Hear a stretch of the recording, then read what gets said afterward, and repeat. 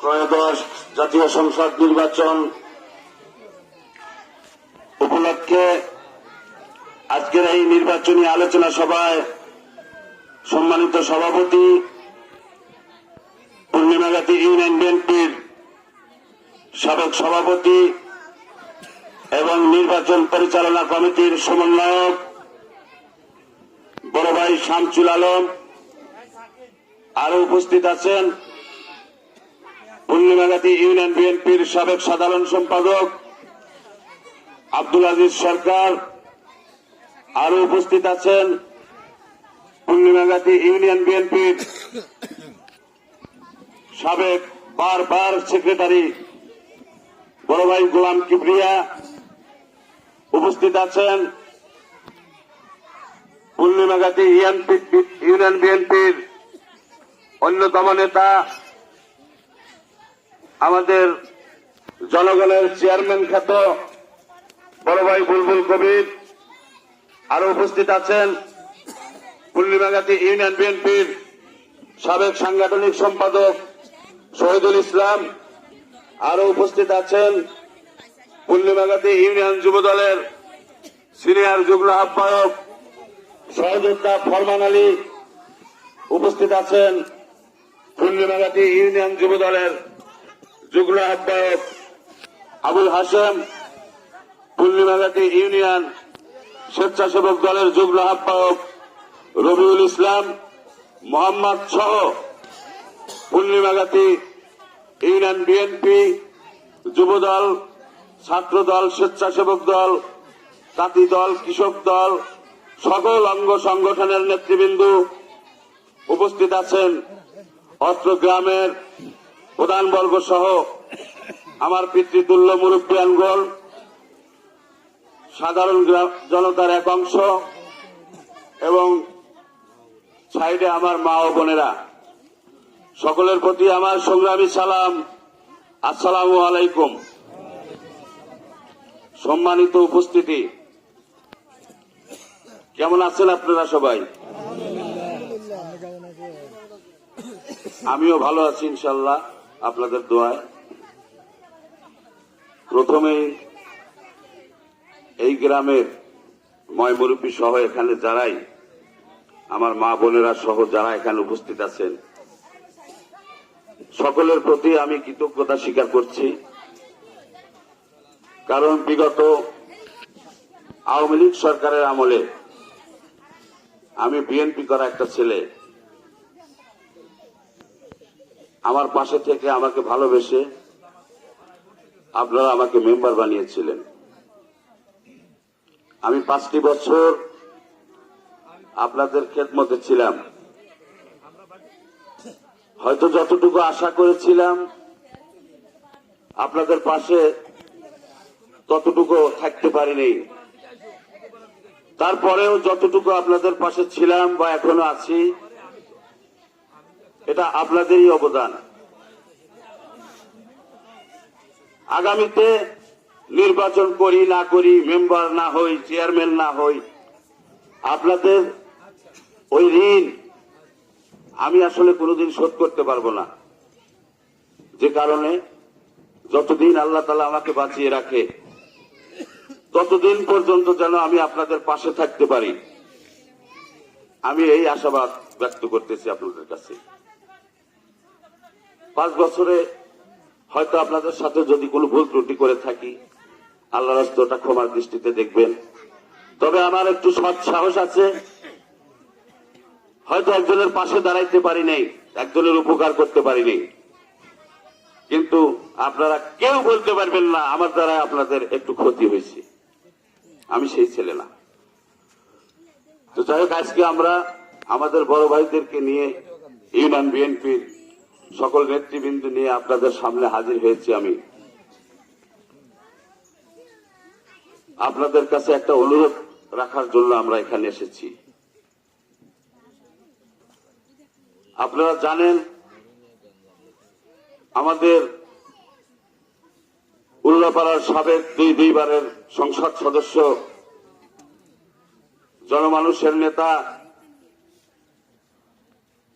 বিশিষ্ট শিক্ষা অনুরাগী জনাবে আকবর আলী সাহেব ধানের শীষ প্রতীকে নির্বাচন করতেছেন। আমি এই গ্রামের ময়মুরব্বী সহ আমার মা বোনদের প্রতি আমি অনুরোধ করছি, যে লোকটাকে আমরা আজকে এখানে আপনাদের যে লোকটার জন্য আমরা এসেছি, এই লোকটাকে নিয়ে গর্ব করা যায়, এই লোকটাকে নিয়ে মানুষের মাঝে গর্ব করা যায়। কারণ যখন উনি এমপি হন নাই, কোন প্রতিনিধি ছিলেন না, তার মাত্র 37 বছর বয়সে আমাদের উল্লাপাড়াতে উনি সরকারি আকবর আলী কলেজ প্রতিষ্ঠা করেছেন। এই জিনিসটা কতটুকু মন মানসিকতা থাকতে হয়, একটা সুপরিকল্পনা, সুচিন্তা ভাবনা, এইভাবে আমরা কতজন এগোতে পারি যে 37 বছর বয়সে, 30 বছর, 25 বছর, 28 বছর বয়সে মানুষ বিয়ে শাদী করে, মানে ইয়াং বয়স। সেই টাইমে উনি আকবর আলী কলেজ প্রতিষ্ঠা করছেন। দুইবার আমরা তাকে এমপি বানিয়েছি। আমরা যেই লোকটির জন্য আমরা এখানে এসেছি, যে লোকটি দুইবার আমাদের দায়িত্বে ছিলেন, তিনি তার যে সমস্ত উন্নয়ন কর্মকাণ্ড উল্লাপাড়াতে করেছেন, তার মধ্যে উল্লেখযোগ্য বলে তো শেষ করা যাবে না। সরকারি আকবর আলী কলেজ পরে বাংলাদেশের মধ্যে কয়েকটা মাত্র বিজ্ঞান স্কুল, এই বিজ্ঞান স্কুলটা তার মধ্যে একটা উল্লাপাড়াতে নিয়ে আসছেন। উনি আমাদের গর্ব। বড়হার স্কুল অ্যান্ড কলেজ, মোমেনায়ের স্কুল সহ উল্লাপাড়াতে প্রায় 200টি প্রাইমারি স্কুল উনি প্রতিষ্ঠা করছেন। বিদ্যুৎ থেকে শুরু করে সব ক্ষেত্রে, সব খাতে তার উন্নয়নের ছোঁয়া আছে। এই 10 বছরে উল্লাপাড়াবাসী একজন লোক বলতে পারবে না, যে কোন লোক বলতে পারবে না যে এমপি সাহেবের কাছে আমরা ওই 10,000, 20,000 কি 50,000 টাকা দিয়ে একটা কাজ করে নিচ্ছি। এই দাগ তার শরীরে নাই। এই দাগ অন্যান্য এমপি মন্ত্রী যারা ছিল তাদের হয়তো আছে, কিন্তু আকবর আলী সাহেবকে নিয়ে এই ধরনের বাজে কটূক্তি করার শক্তি কোন পাবলিকের নাই। এমন একজন ব্যক্তিকে নিয়ে আমরা আপনাদের কাছে হাজির হয়েছি। মা বোনদের কাছে আমার অনুরোধ, আমাদের প্রতিপক্ষ দল যেভাবে আপনাদেরকে বুঝাইতেছে, আসলে এই বিষয়টা আপনারা একটু গুরুত্ব সহকারে বিবেচনা করবেন। যেভাবে ওরা মিথ্যা আশ্বাস দিয়ে আমরা মুসলমান, আমাদের ঈমান নষ্ট করে দিতেছে, দাড়িপাল্লায় ভোট দিলে বেহেশতে যাওয়া যাবে, এটা একটা শিরকি কথা। তাহলে জামাত থেকে আপনার কৃষ্ণ নন্দীকে মনোনয়ন দিচ্ছেন। কৃষ্ণ নন্দীকে যদি আমরা ভোট দেই তাহলে আমরা বেহেশতে চলে যাব। ক্ষমতার জন্য এই ধরনের কথা একজন মুসলমান বলতে পারে না। আর এইটা যদি মা বোনেরা সহ আপনারা কেউ যদি বিশ্বাস করেন যে দাড়িপাল্লায় ভোট দিলে জান্নাতে যাওয়া যাবে, আপনাদের ঈমান নষ্ট হয়ে যাবে, ঈমান থাকবে না। ঈমান কিন্তু অত বড় জিনিস না। আপনি আপনার জমিতে ক্ষেতের আইল কাটতে গেছেন, জমির আইল কাটতে গেছেন, ওই আইল কাটার মধ্যেই আপনার জান্নাত জাহান্নাম। আপনি একটু পেশা কোপ দিবেন, আপনার ঈমান ধ্বংস হয়ে যাবে, আপনার জাহান্নামী হবেন, আপনার হিসাব দিতে হবে। এই সমস্ত এই ভ্রান্ত ধারণাগুলো মানুষের মধ্যে দিতেছে, এগুলো আপনারা নিয়েন না। আর নতুন করে যারা তাদের কথায় অগ্রসর হয়েছেন বা দাড়িপাল্লাতে ভোট দেবেন এমন চিন্তা ভাবনা করছেন, আমি আপনাদের সন্তান, আমি আপনাদের ভাই হিসেবে, যেহেতু আপনাদের মেম্বারও ছিলাম, আমি আপনাদের কাছে করজোরে অনুরোধ করি আপনারা ফিরে আসেন। ফিরে আসার না হলে এই দেশে আপনারা জানেন যারা মুরব্বীরা আছেন এখানে, তারা প্রত্যক্ষদর্শী। আমরা হয়তো ইতিহাস পড়েছি, 1971 সালের যে স্বাধীনতার যুদ্ধ, সেই সময়ে জামাতের কি আচরণটা ছিল। 1966 সালে আবুল আলা মওদুদীর জামাত প্রতিষ্ঠিত, অনেক আগের দল। ওনাদের কিন্তু কোন জায়গায় ওনাদের ছোঁয়া নাই। একেবারে 52 ভাষা আন্দোলন থেকে যদি শুরু করেন, শিক্ষা আন্দোলন, ওই 66 6 দফা, 69 গণ অভ্যুত্থান, 71 মুক্তিযুদ্ধ, কোথাও তাদের কিন্তু ছোঁয়া নাই। তো যাই হোক, 30 লক্ষ লোক শহীদ হয়েছেন এই দেশটা স্বাধীন করার জন্য। 2 লক্ষ মা বোনের ইজ্জত সম্মান দিতে হয়েছে। আমার মাঝে মধ্যে মনে হয় যে এই 2 লক্ষ মার মধ্যে তো আমার মাও তো থাকতে পারত, হয়তো মা ছিল।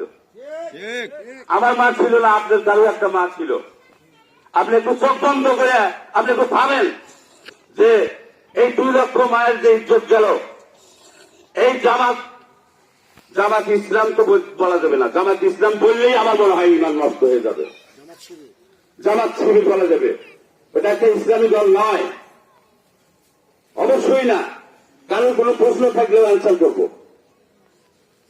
জামাত সেই ৬৬ সনেই কিন্তু যখন প্রতিষ্ঠিত হল, এই গোলাম আজম থেকে শুরু করে মজিবুর রহমান নিজামী, আলী আহসান মুজাহিদ, কামালুজ্জামান, এটিএম আজহার, কাদের মোল্লা সহ যে সমস্ত জামাতের বড় বড় লিডার, তখনই কিন্তু তারা জাতীয় নেতা, জামাতের কেন্দ্রীয় লিডার ছিল তারা।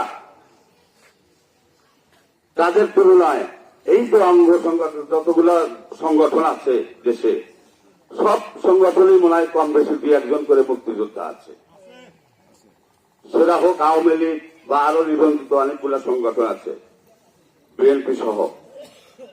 তাদের তুলনায় ওই শফি সাহেব এই আমাদের মতো এলাকার ছোট পার্টি নেতা ছিল, ওই সমস্ত নেতার তুলনায়। বিএনপির শামসু ভাই, ওই সামাদ চেয়ারম্যান, এই বিভিন্ন এই তজিম টাকা সহ পূর্ণিমা গাছি, তারা কিন্তু এই এলাকার আমাদের মতো ছোট ছোট নেতা ছিল। তারা মুক্তিযুদ্ধে কিন্তু জীবন বাজি রেখে চাপিয়ে পড়ছিল, দেশটাকে স্বাধীন করছে।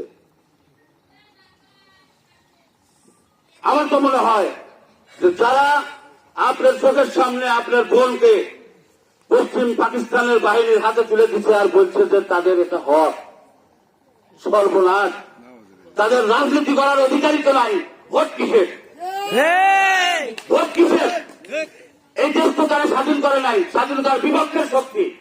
আমরা এখন আপনাদের কাছে আসছি, আমরা যাদের সাথে প্রতিযোগিতা করতেছি, স্বাধীনতার পক্ষের শক্তি আর স্বাধীনতার বিপক্ষের শক্তি, এমন বিবেচনা আপনাদের। তারা ওইভাবে আমাদের দেশের এই 30 লক্ষ লোককে শহীদ করতে পশ্চিম পাকিস্তানের সাথে ছিল।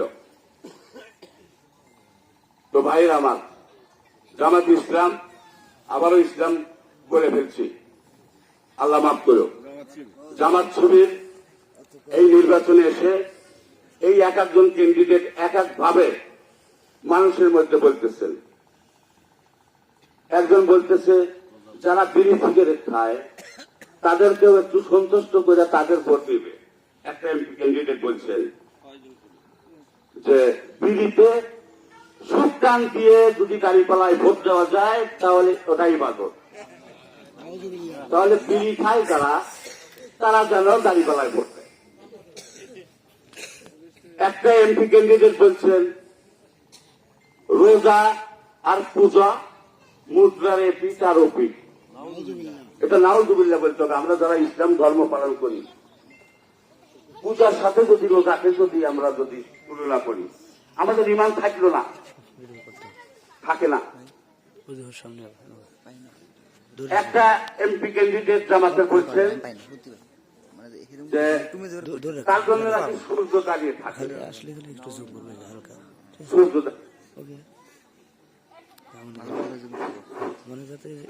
এই সমস্ত ভ্রান্ত কথা ভোট নিয়ে একটু ক্ষমতার লোভে একটা ইসলামী দল নামকরণ করেও এই ফন্ডামি কথাগুলো বলতেছে। এগুলো আপনারা একটু বিবেচনা করবেন। তো সব মিলিয়ে আমি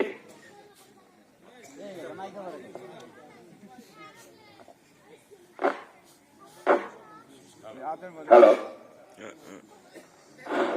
হ্যালো ভাইরা আমার, আমি বক্তব্য দীর্ঘায়ু করবো না। বড় ভাইরা আছে, কারণ নির্বাচন প্রচারণার কিছু নিয়ম বিধি আছে, আমাদের শর্ট করতে হবে। আপনারা যারা এখানে উপস্থিত আছেন, এই বিষয়গুলো একটু বিবেচনা করে আকবর আলী সাহেবের কাছে আমরা ঋণী। সে যা করছে আমাদের উপজেলায়, আমাদের প্রত্যেকটা ফ্যামিলিতে একটা করে দেখেন ছেলে মেয়ে আছে যারা বিজ্ঞান স্কুলে পড়ালেখা করেই আকবর আলী কলেজে পড়ালেখা করে, তারপরে বড় বড় বিশ্ববিদ্যালয়ে যায়। এইবার নির্বাচনে আমাদের এমপি মহোদয় ইশতেহার ঘোষণা করছেন, উনি উল্লাপাড়াতে, উনি যদি এমপি হন, উল্লাপাড়াতে একটা বিশ্ববিদ্যালয় প্রতিষ্ঠা করবে, একটা নার্সিং ইনস্টিটিউট করবেন এবং কারিগরি ইনস্টিটিউট করবেন। যদি এই তিনটা জিনিস যদি উল্লাপাড়াতে প্রতিষ্ঠা হয়, আমাদের আর কিছুই লাগে না। এই যে পূর্ণিমা গান্ধী হসপিটালটা 100 শয্যা ঘোষণা দিচ্ছেন, 50 শয্যা আছে, 100 শয্যা হবে। কাওয়াকের 30 শয্যাটা উনি 50 শয্যা করবেন। এই বিষয়গুলো যদি উনি করে দিয়ে যান, তার এখন শেষ সময়। উনি যেটা বলেন, উনি একজন সৎ মানুষ, একজন ভালো মানুষ, ওনাকে নিয়ে বক্তব্য দিয়ে আপনাদের কাছে করার কিছু নাই, আপনারা সবাই জানেন। তাই এই সুযোগটাই অসমাপ্ত কিছু কাজ আমাদের এম আকবর আলী সাহেবকে একটু করার সুযোগ আপনারা দেন, আপনাদের একটা করে ভোটের মাধ্যমে। আমি আওয়ামী লীগের ভাই ব্রাদারের কাছে দৃষ্টি আকর্ষণ করছি, কারণ আপনাদের বড় বড় নেতারা হয়তো দেশে নাই। এই দেশে আওয়ামী লীগের অনেক সাধারণ ভোটাররা আছে, ভাইয়েরা আছেন। আমরা কিন্তু মুক্তিযোদ্ধার পক্ষের শক্তি, আপনাদের মধ্যেও কিন্তু অনেক মুক্তিযোদ্ধা আছে। এই প্রতিযোগিতা যদি মুক্তিযোদ্ধার পক্ষের আর বিপক্ষের হয়ে থাকে, তাহলে আপনাদের রায়টা দেশ এবং দেশের জনগণের স্বার্থে আপনাদের বোঝাতে হবে না। আপনারাও 2-3 বার রাষ্ট্র ক্ষমতায় ছিলেন, আপনারা বিএনপিতে ধানের শীষে ভোট দেবেন।